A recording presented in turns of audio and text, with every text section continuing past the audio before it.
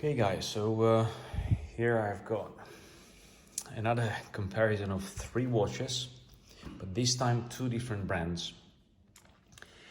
And I heard many times different people saying that the Omega Aqua Terra is the best alternative of Rolex Datejust, or the Globemaster, OMEGA Globemaster is the best alternative of Rolex Datejust.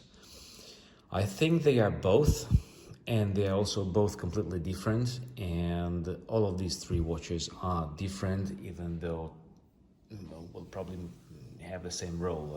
It could be the same EDC, but the choice solely would depend on your preference, brand recognition, and aesthetics that you prefer. I have these 3 watches side by side. They are not very similar, but still, I think, pretty comparable. So I'll start from the left. This is the OMEGA Globemaster, Constellation Globemaster, 39 millimeters on a bracelet. This is the Rolex Datejust, 41 millimeters on an oyster bracelet, and this is the newest OMEGA Aqua Terra Small Seconds. This particular model at this moment comes only on the rubber strap. Obviously, it is possible to buy the bracelet, so any Aqua Terra bracelet, no matter if it's a previous version with a center second or the new version with a small second, which is available on some models. So the bracelet is exactly the same. I have checked at Omega, it's exactly the same bracelet. I've, to be honest, ordered one for my watch, but it's coming in 2 weeks, so I can't put it on and compare side by side. But anyway, later on I will put a short fragment of a video that I made some time ago when comparing a blue Globemaster with a green Aqua Terra, so you will see what the bracelet of Aqua Terra is. Now, these 2 watches by specification are 41 millimeters diameter of the case, which is probably true when you look outside, but you have a significantly smaller bezel of the Aqua Terra comparing to Datejust, so the dial looks to be bigger than on a Datejust. Also, if you look here, this watch, the case is 39 millimeters, so it's 2 millimeters smaller than on a Datejust and the Aqua Terra. But again, due to the fact that the bezel is really small, you have an impression that this watch is not actually smaller than the other 2. The dial looks pretty big, and it looks awesome. Yeah. Now, the bezels on these 2 are polished. Okay, exactly the same style, but obviously the Datejust is available with a fluted bezel, which is a standard on a Globemaster. The difference is that the fluted bezel on the Datejust is made of white gold, so it's quite soft, and it will get worn in time if you really use the watch. And also the teeth, let me put it this way, the teeth of the fluting is much thicker and bigger on the Datejust. Everybody knows it, I don't need to put them side by side. Well, the fluted bezel on the Globemaster is made of tungsten. This is a very hard alloy of metal, which is almost as hard as the sapphire crystal on the glass. So it is very difficult to do anything wrong with this bezel. So this bezel should stay as it is for life. Now, the indexes on all watches are also a bit different, so and also made of different materials and with different finishing. So Aqua Terra is a stainless steel index and stainless steel hands, but the indexes, if you look closely, they have different type of finishing. So they are brushed at the top and polished on the sides, and that gives you a quite nice effect of sparkling, which is, let's put it this way, let's see,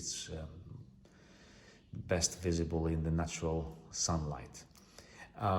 The Globemaster is finished with so-called the black polish. Black polish is such a fine finishing, such fine polishing that the reflections on the indexes or the hands can be black or white depending on the angle of the light. The same with the star. Okay, so they are not blackened, they are not painted whatsoever. It's just the type of polishing that is executed on these parts, and this is why it is sometimes black or sometimes silver or white. Rolex indexes are white gold, so is the crown, and they are polished. Obviously the Cyclop is something that some people like, some people hate. I don't want to get into that. And also just a small disclaimer, since you have noticed I'm a big Omega fanboy. I'm not going to make any judgments. I'm not going to give you any opinions. I'm just going to present you pure facts, raw facts, and it's just up to you, whatever you like, whatever you prefer, whatever you choose.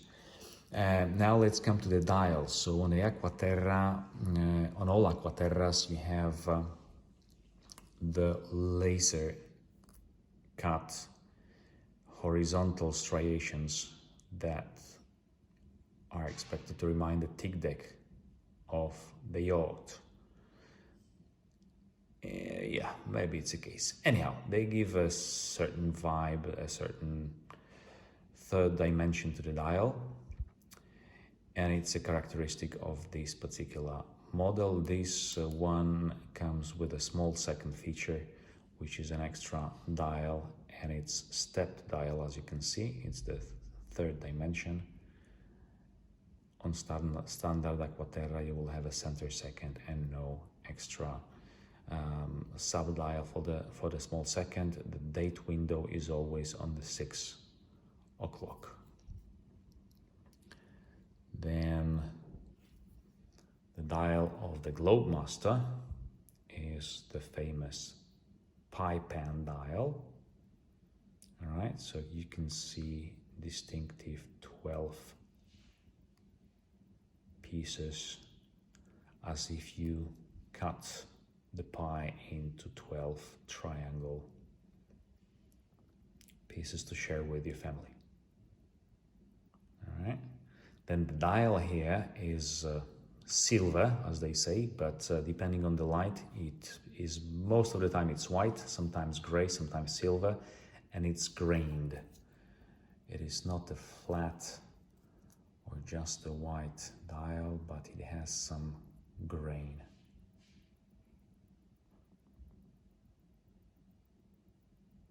Yeah, on the Aqua Terra, just to come back, not only you have the horizontal striations, but also sun brushing, which is clearly visible. All right, and the Datejust, this one is sun brushed. Sun brushing on the black one can be seen only in quite strong light. Also, if you look at some of my old videos, because I also had the Globemaster in blue, the blue color of the Globemaster can be also seen only in a very good light. If the light is dimmed or dark or dull, the watch will look rather dark gray or black, not blue.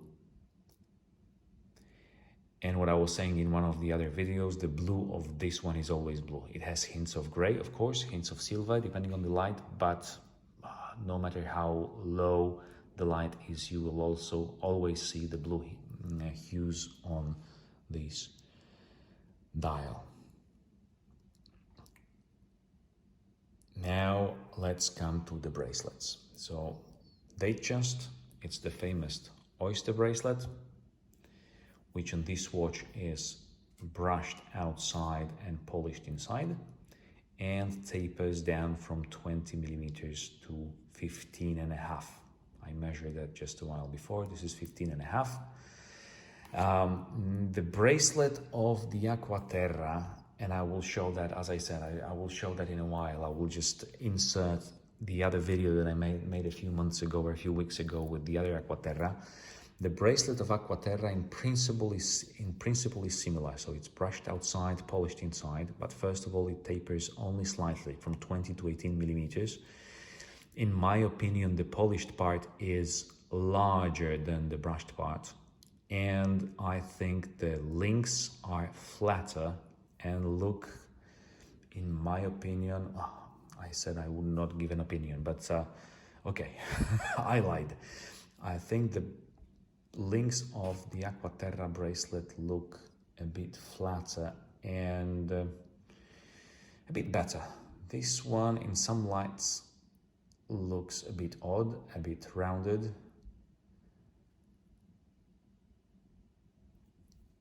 But again, this is just my feeling. The bracelet of the Globemaster is fully brushed. Somehow integrated, looks like integrated, and it's fully brushed. Then on the Aqua Terra and the Globemaster, the clasp is the butterfly double deployant, so we need to push the two buttons to open one part, you pull the other side, and this is the butterfly. Right, it's the same thing on the Aqua Terra, and on both Aqua Terra and Globemaster there is no micro regulation on the clasp. So you cannot change it on the fly, you cannot change it quickly. You need to add or remove link. The good thing is that the links of the Globemaster are very, very small. Actually, these are not links, I would call them half links. On the Aqua Terra, you will have full and half links. So, you know, there is a way to find your sweet spot. But if you want to fine tune, there is no way to do it on Omega. The Oyster bracelet is with a clasp, which you need to pull. You also don't have a quick set or quick fine adjust function on the bracelet. You have this quick extension. I think this is something like ½ centimeter if your hand expands during a day, but this is all you can do. Okay. On a Globemaster, the bracelet has very short end links. So as you can see, it goes down immediately after the lug's end. So it grips the hand very, very nicely. On a Datejust, the end links are very broad, very big.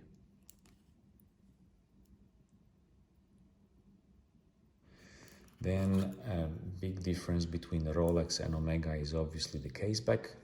Rolex, I don't know why, doesn't want to show their movements. Apart from some really rare exceptions, like for example, there was, I think Rolex Prince, if I remember well, had a display case back. In Omega, both watches proudly show their movement, which is, I think, Omega's best ever made. This is 8900, both of them. The Aqua Terra is precisely called 8916, but it's just due to the fact that it's a slight modification because the 8900 was modified from the center second that you have here, or on the standard Aqua Terra, to a small second, which is here. And you will see various modifications of 8900. Then, you know, the last two digits change a bit, so you will have different movement for the world timer function, different movement when there is a no date, etc., etc. Yeah? So here you do not see the movement. Also, the difference between Aqua Terra and Globemaster, what I was saying in the other video, is that on the Globemaster you have the medallion from the observatory. It's just it's a nice thing. So I would say this one is a hybrid. Yeah, so we have a full closed case back on Rolex, a hybrid of an open case back, but the middle is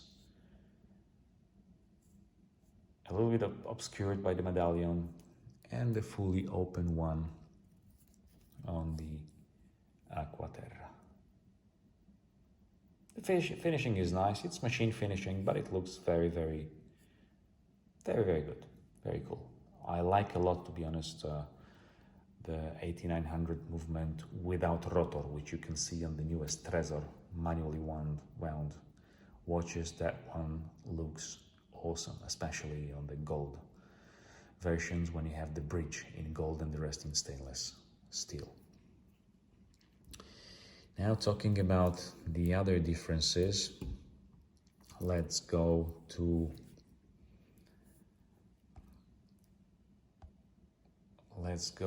the functionality. So in these two watches, the crown is screw down.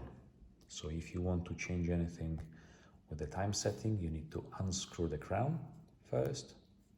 Okay, now it clicked. And here you have different positions to operate the watch. The same thing is with Rolex. So first you need to unscrew. Now we are in position 1. In position 1 you can manually wind the watch. And you can hear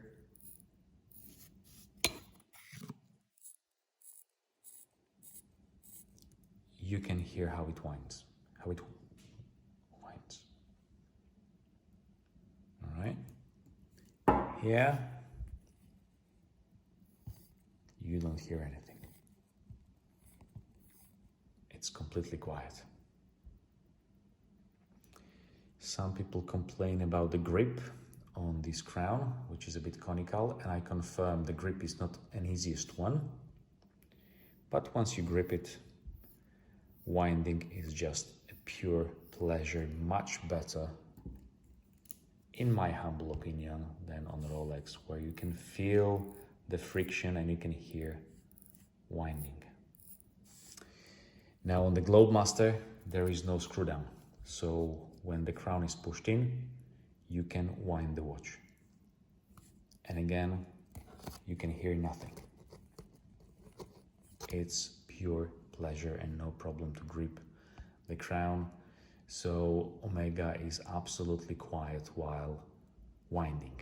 Now, a very big difference between these two, which are 8900s and Rolex. Now, Rolex, similarly, for example, to 8800 movement, which you can find on Seamaster Diver. So as I unscrew the crown, position 1 is winding. Position 2.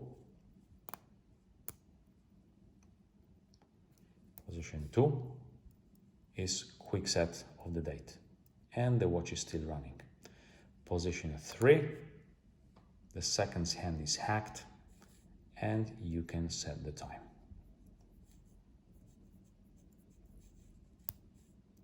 And now you can just push it, screw, and close, and now the watch is watertight. This is very important to remember to screw the crown in, otherwise the water resistance is not working. On these watches, it's a bit different. So, when I unscrew the crown, I am now on Aqua Terra in position 1, which is winding the watch. Or winding, I should have said. Yeah, my pronunciation was bad. Here, winding in it is in position 0. Now, when I pull it once, I am in position 1, and I pull it to position 1. Now, on both watches, as you can see, the seconds hand is still running.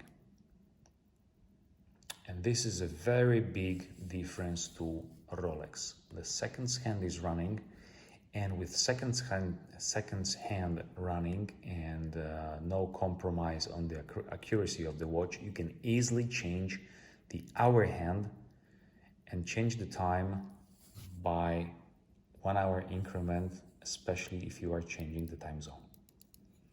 And you can do it back and forth. You can change the date either direction. The movement was designed to do so. It's the same on the Globemaster. I can move it easily, change the time, change the date, one way, the other way, no problem at all. So for example, if I'm traveling to the west, I'm moving the hour hand back, and my date changes if I'm moving back in the night. Okay? And there is no quick set function on this watch. So if you want to change the date, you need to move this hour hand a little bit more to change the date. It's absolutely not a problem. It is very quick, very efficient, and I strongly prefer this travel zone function without quick set date, especially when I'm traveling through the time zones a lot. All right. And if you want to set the time to atomic clock or whatever, you pull the watch to position 2. This is when the seconds hand hacks, and now you can set the time. So even when you are setting the time for the first time, when the watch is stopped, you are setting the time, you don't need to worry about the hour hand. So for example, you are setting the time at let's say 12 minutes after 9. So you don't care about this hour hand. You set your minutes hand at 12. Obviously, you know, the seconds hand should be at 12, but let's forget about it. You set it at 12, you push, you let the seconds hand run. Of course, you push when the time is correct with the atomic time. And now the seconds hand is running, the minutes are okay, and only now you care about hours. So you can now set that it's 9 o'clock. And if it's 9 o'clock on the 21st day of the month, you just move it back.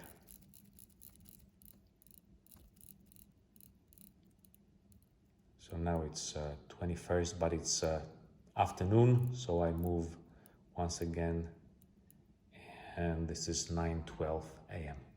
This is a very, very good feature. Then let's come back to the glass. So the glass of Omega has anti-reflective coating on both sides. So in most cases, it is very difficult to actually see the glass. You can see the dial very, very well. And then whenever you see the reflections, these reflections most of the times are on the dial, not the glass. You don't really see the glass. Now look at this and see the difference. See, when the light reflects the glass, legibility of the watch is compromised.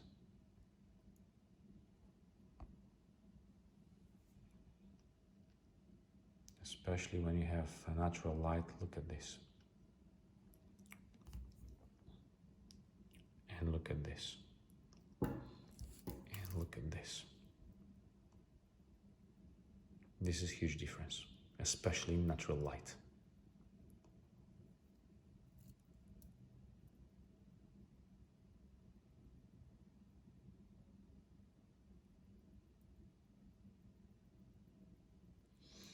Now, as I was telling you about the end links, look at this. So first of all, the lugs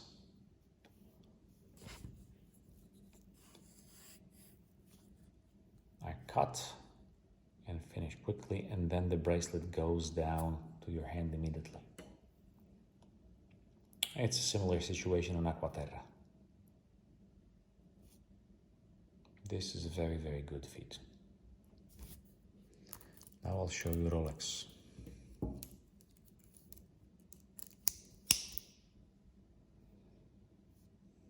Look. So the lugs are pretty far away from him. You can clearly see it's like the case back is like a bubble, so it keeps the lugs of the watch quite far away from the hand. Now this angle shows it quite well. I'll show it on the strap of Aqua Terra.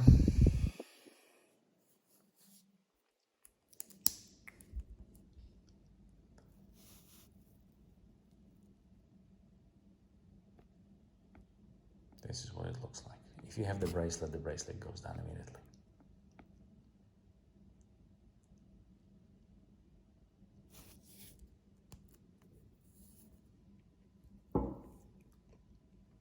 Now I'll try to put these watches side by side.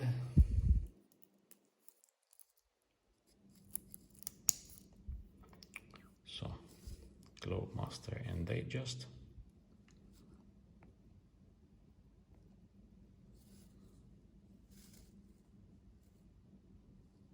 Look at the light and AR coating.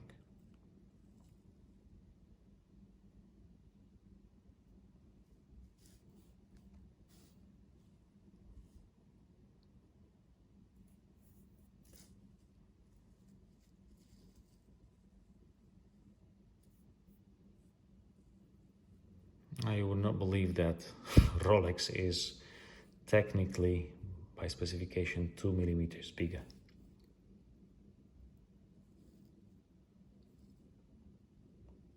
Now I'll try to put side by side with Aqua Terra.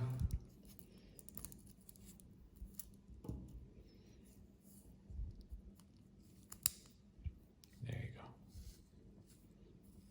Now Aqua Terra does look bigger than the Datejust, even though by specs it's the same, 41 millimeters one and the other. But still, the reflections on Omega only on the dial, on Rolex on the glass.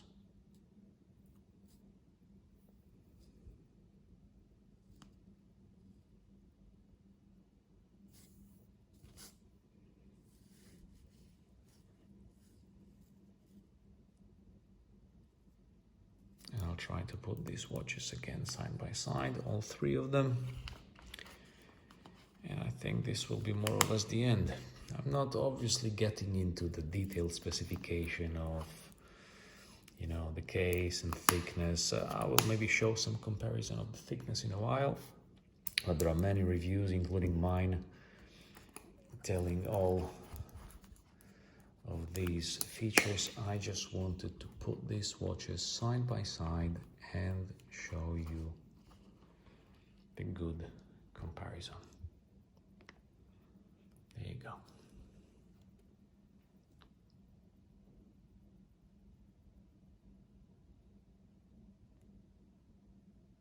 You can see the reflections on the Rolex glass really, really well.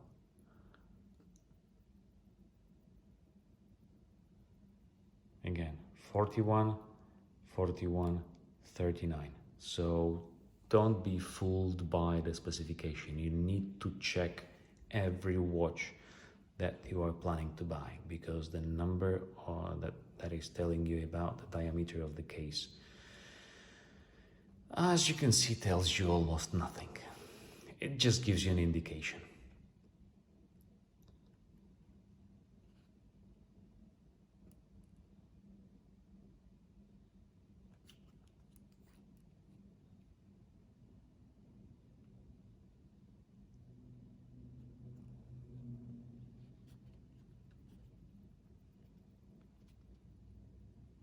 Try to compare thicknesses or the profiles of the case.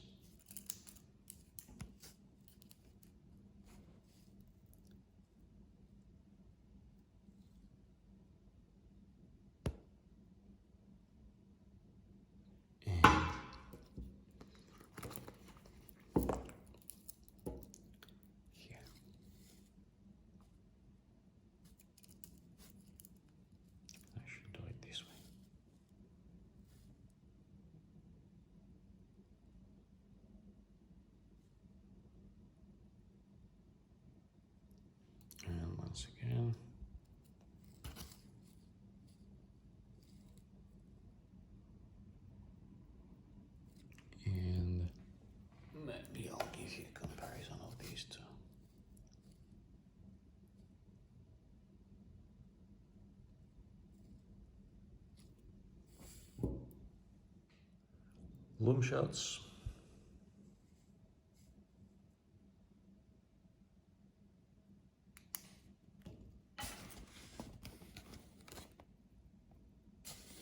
On the left, OMEGA Globemaster, in the middle, ROLEX Datejust 41, on the right, OMEGA Aqua Terra 41mm Small Seconds.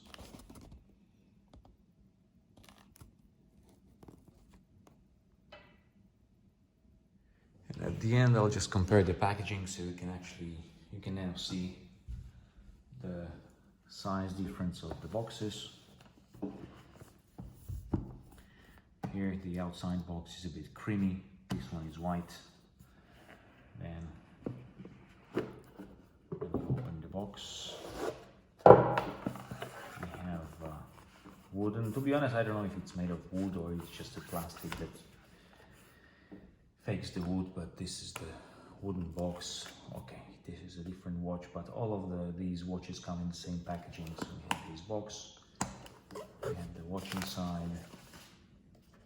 We have some compartments for extra stuff.